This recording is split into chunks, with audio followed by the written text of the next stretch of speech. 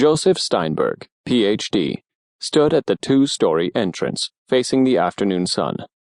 In front of him, the hill on which the first part of the monastery had been built, in the 10th century, dropped precipitously into the rushing gray waters of the Danube. Behind him was the library. 50-foot-high book-lined walls ran the 300-foot length of the huge room.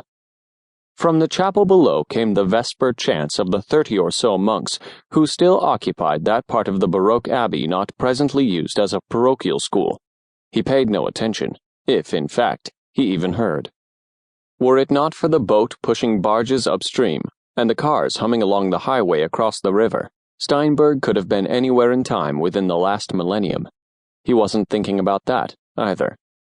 He could only ponder the strange discovery that had occupied him for the last 2 days. A year ago, the Abbey had begun the awesome task of creating a computer index of the library, including the 2,000-plus volumes that dated back to the 9th through 15th centuries. Last week, one of the graduate students had discovered a number of bound parchments in ancient Hebrew, perhaps misplaced in the panic to hide all things of value that ensued when, in 1683, Kara Mustafa and his 200,000 Turks laid siege to Vienna, just 50 miles to the east. Although the Turks were forced to withdraw only 3 months later, these documents had, most likely, not been returned to their proper place, remaining with what were at the time current religious writings. The church had asked Steinberg, part-time archaeologist and full-time professor of ancient Hebrew history, to translate and date the documents. From the heavy parchment and ink, Steinberg guessed the physical pages themselves could be as old as milk. But the events they described were older, much older. The unusual syntax, phrases borrowed from Pharaonic Egyptian, indicated that someone had painstakingly translated a chronicle from, say, 1500 to 1200 BC, or, to be politically correct, BCE, before the Common Era. In any event, before Hebrew itself was recognizable as a written language. A cautious man, Steinberg turned around and walked back inside to one of the rolling ladders on rails, climbed to the top tier, and examined the exact area where the material had been found.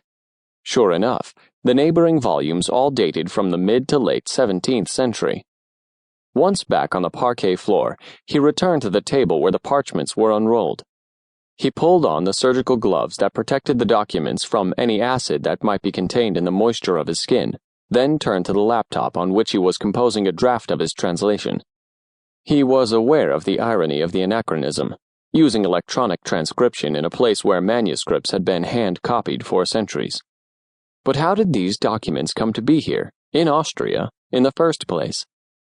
If Steinberg had to guess, a pursuit he loathed as a professor, but had to embrace as an archaeologist, he would say the ancient parchment had found its way to Europe as a trophy of the Crusades, most likely the Third, when Duke Leopold V had held the English king, Richard the Lionheart, for ransom at his castle at Dürnstein, just a few kilometers down the Danube, where ruins of its towers could still be seen.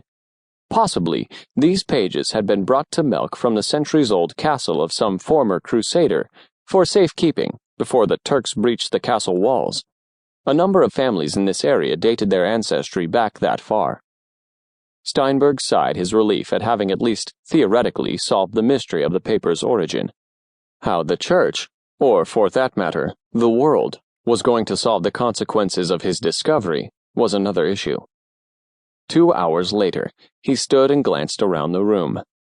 Ancient or not, the facts narrated in the documents could have very contemporary implications. Serious implications.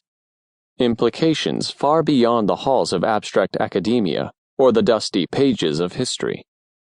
He could simply return the documents to oblivion, in their place among the top row of books, and leave Melk, hoping his translation of both Hebrew and Old German would likewise be lost in obscurity.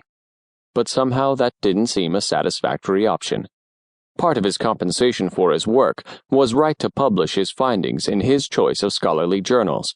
The information had value to some people if published, perhaps even more, if not. At any rate, he had no intent of shunning the acclaim his work would earn. The purpose of academia was to disseminate knowledge, like a breeze laden with the parachutes of dandelion seeds. How it was used was not his to question.